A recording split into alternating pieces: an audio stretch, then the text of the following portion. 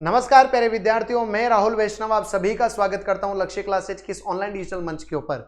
विद्यार्थियों जिन्होंने सीईटी पास कर लिया है उन सभी विद्यार्थियों के लिए एक नई सौगात फिर आई है और ये वो सौगात है जो आपको सरकारी नौकरी तक पहुंचाएगी। और आज एक नई वैकेंसी का आगाज हमारी सरकार ने कर दिया है प्यारे बच्चों, क्योंकि यहां पर जो वैकेंसी आपको देखने को मिलेगी वो है जमादार ग्रेड सेकंड भर्ती 2025। नोटिफिकेशन आपका जारी हो चुका है, आरएसएसबी की इस वेबसाइट पर आपका नोटिफिकेशन जारी हो चुका है। नोटिफिकेशन को भी अपन पढ़ेंगे, देखेंगे उसमें क्या क्या बातें आपके काम की है, कब से फॉर्म स्टार्ट हो रहे हैं, कितने पद आए हैं, क्या आपकी योग्यता है, पिछली वाली सीईटी के अंतर्गत है या नई सीईटी के अंतर्गत है, क्या इसकी फॉर्म डेट है, क्या इसकी परीक्षा पैटर्न है और नया सिलेबस क्या है, और इसके विस्तृत जानकारी को लेकर के हम इस वीडियो के अंदर जुड़ेंगे। बच्चों आप सभी को पता है कि आपने सीईटी को जितनी ईमानदारी से दिया तो उतने ही आपको यहां पर मौके ज्यादा मिले। मौके ज्यादा किसे मिले कि जो सीईटी पास थे उन्हीं को वीडियो देने का मौका मिलेगा।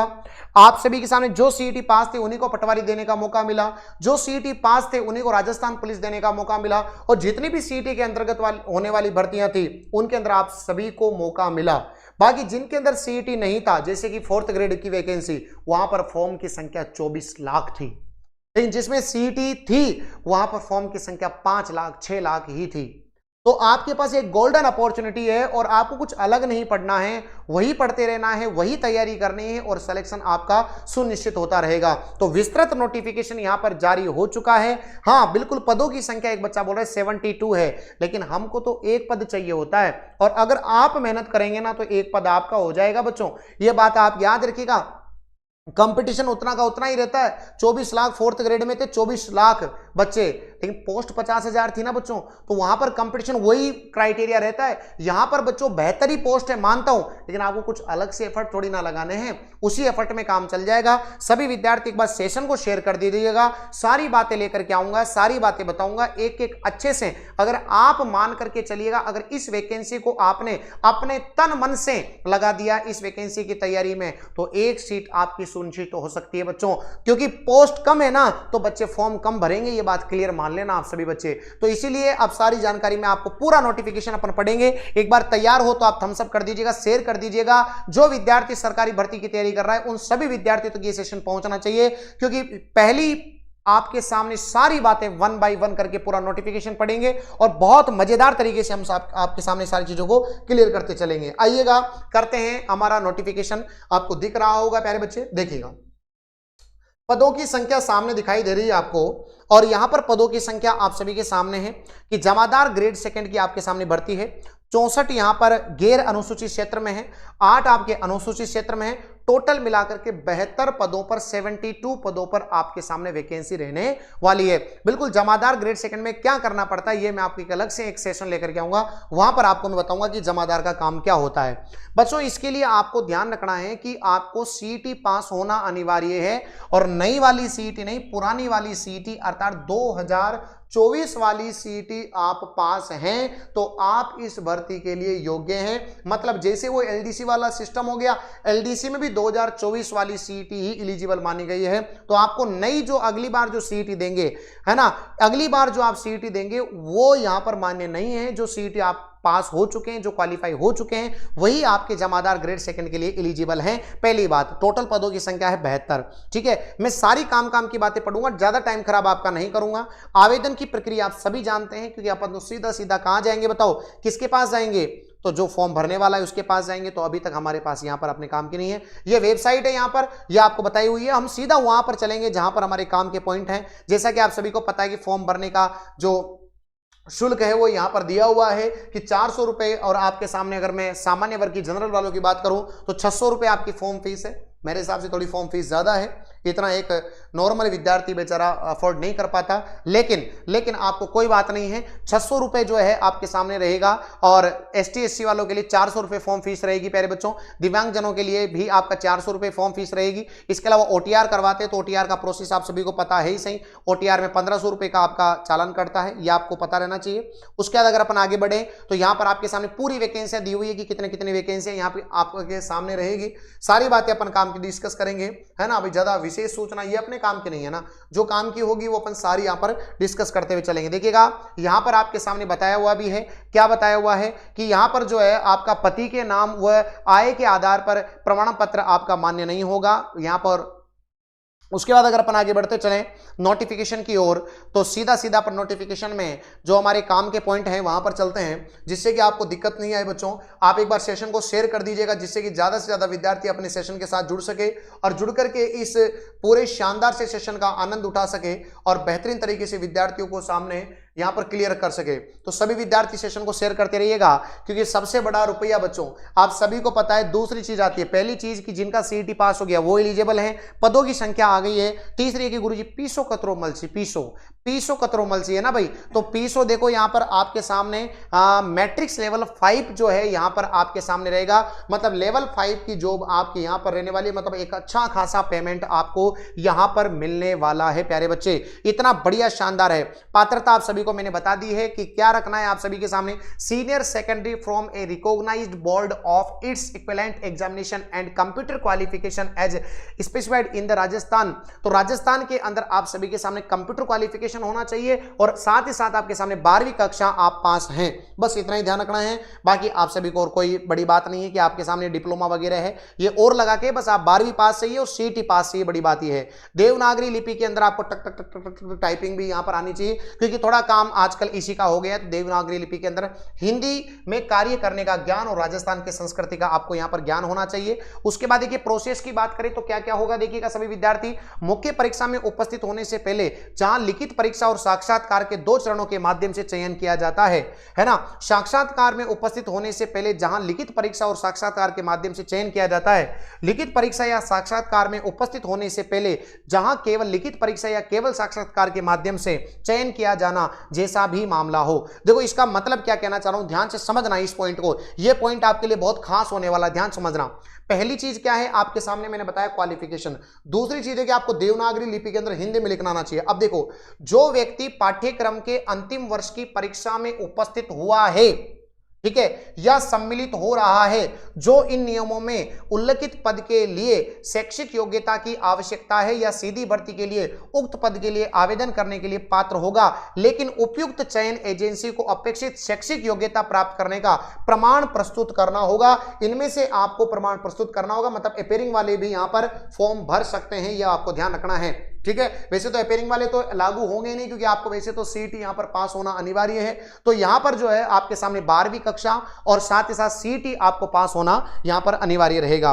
अगर मैं मापदंड की बात करूं तो देखो सबसे पहले पेपर होगा, पेपर के बाद आपका फिजिकल होने वाला है, और फिजिकल के सामने यहां पर मापदंड दिया हुआ है कि पुरुष जो है वो 168 सेंटीमीटर, महिलाएं 152 सेंटीमीटर, और यहां पर शहरिया और अनुसूचित क्षेत्र जो अपन बोलते हैं टीएसपी, इसमें पुरुष 160 सेंटीमीटर और महिलाएं 145 सेंटीमीटर। सीने की बात करें तो 5 सेंटीमीटर फुलाव होना चाहिए पुरुष का, महिलाओं में लागू होता नहीं है। वजन पुरुषों का लागू नहीं होता, महिलाओं का वजन 47.5 किलोग्राम होना चाहिए, यह आपको ध्यान रखना है। और शहरिया और अनुसूचित क्षेत्र के लिए अलग से दिया हुआ है। ऊंचाई की बात करें, जो हाइट की बात करें तो पुरुषों की 160 सेंटीमीटर और महिलाओं की 145 सेंटीमीटर, और सीने के अंदर मैंने आपको बता ही दिया 5 सेंटीमीटर फुलाव, और महिलाओं के लिए कोई लागू नहीं है। ये अलग से इनके लिए इन जो भूटानी, गढ़वाली, कुमाऊनी, मीजो, नागा, इनके लिए अलग से दिया हुआ है, ये आप सभी के सामने क्लियर है। तो बाकी हमारे काम का ज्यादा यहां पर नहीं है। उसके बाद अगर अपन बात करें बच्चों तो दूसरा प्रोसेस यहां पर जो फिजिकल में होता है वो आपके सामने यहां पर क्या है, तो देखिएगा 10 किलोमीटर की दौड़ होगी आपकी, और यह आपको 60 मिनट में यहां पर आपको कवर करनी है। महिलाओं को 5 किलोमीटर की दौड़ 35 मिनट में कवर करनी है, और अपन बात करें भूतपूर्व सेना कर्मियों को 5 किलोमीटर की दौड़ 30 मिनट में कवर करनी है। यह आपके सामने यहां पर लिखा हुआ है। यह नॉर्मली बात कर रहा हूं, बाकी शहरिया और टीएसपी वालों के लिए अलग से यहां पर दिया हुआ है। तो पहले आपका सीईटी पास होना चाहिए, 12वीं पास होना चाहिए, फिर आपका पेपर होने वाला है, फिर पेपर के बाद आपका फिजिकल होगा, फिजिकल के में आपका मेडिकल भी हो जाएगा और फिजिकल भी हो जाएगा। फिजिकल में केवल आपकी दौड़ मापी जाएगी और मेडिकल में आपकी लंबाई, चौड़ाई वगैरह, सीना फुलाव वगैरह ये आपको बताया जाएगा। क्लियर है सभी को? यस, आगे चलते हैं बच्चों।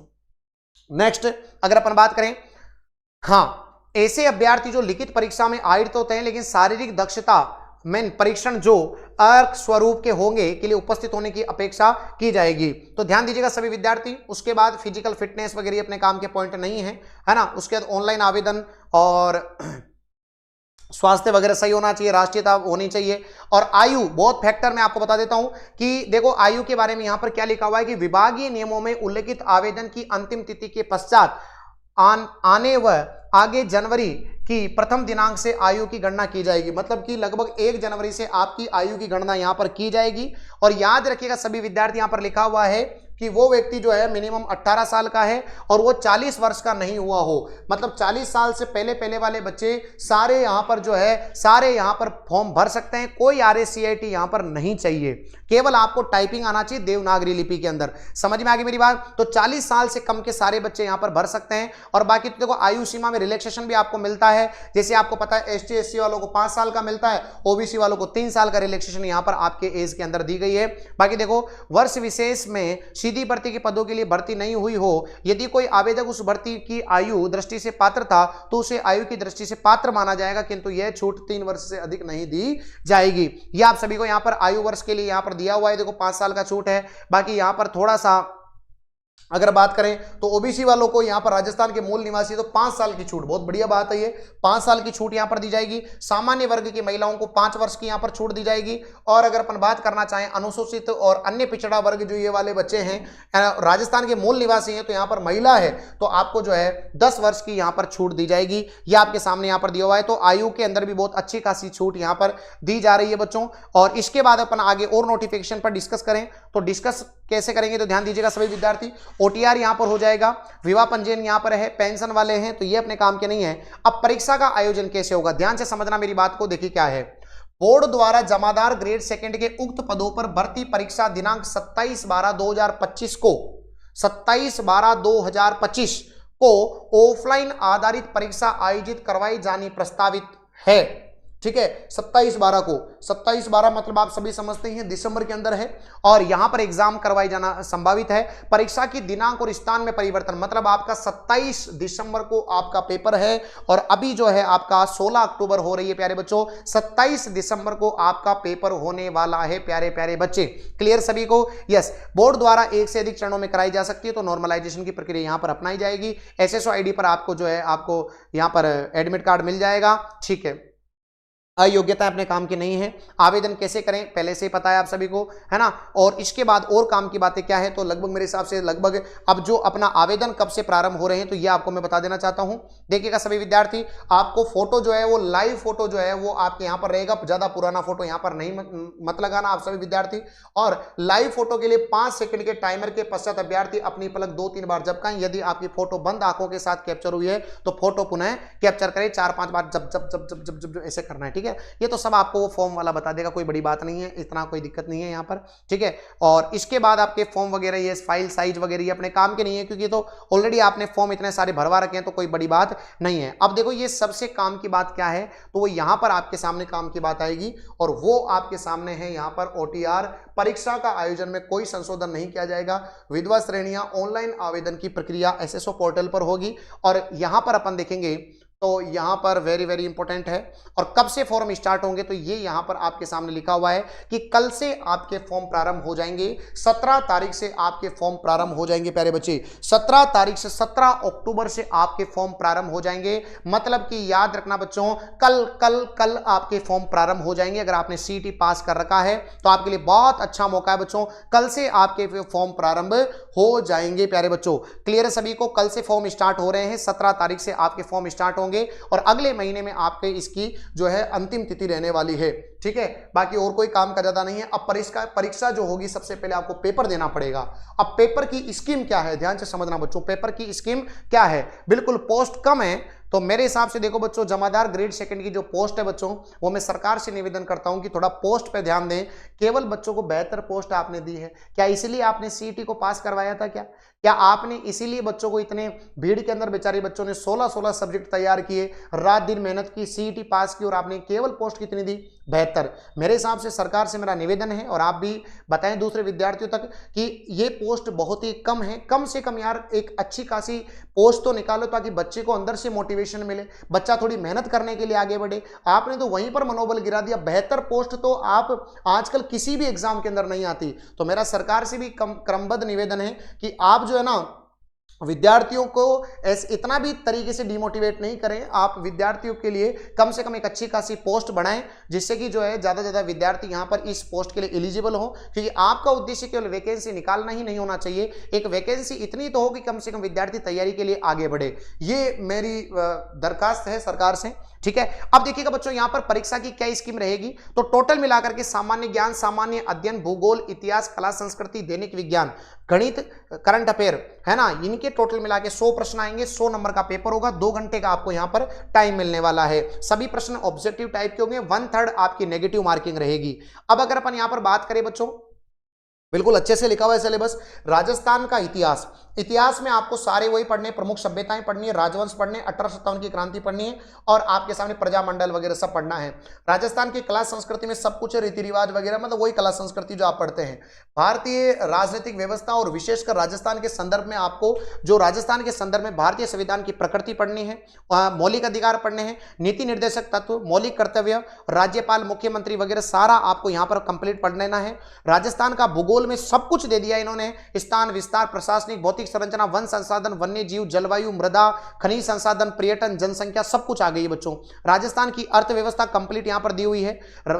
दैनिक विज्ञान की बात करें तो वही सिलेबस है आपका, जो लगभग सीईटी से थोड़ा मिलता जुलता है, जैसे भौतिक और रासायनिक परिवर्तन, धातु अधातु, प्रकाश के नियम, प्रकाश के परावर्तन के नियम होने चाहिए, अनुवांशिकी से संबंधित महत्वपूर्ण शब्दावली, मानव शरीर दे दिया, मतलब कंप्लीट बायोलॉजी आ गई, पोषण वाला टॉपिक कंप्लीट आ गया, मानव रोग पूरा आ गया, अपशिष्ट प्रबंधन पूरा आ गया, पारिस्थितिकी तंत्र पूरा आ गया, बायोडायवर्सिटी कंप्लीट आ गई, सूचना प्रौद्योगिकी और कंप्यूटर संबंधी ज्ञान, टोटल मिलाकर के आपको पता है दैनिक विज्ञान के प्रश्नों की संख्या 20 आएगी।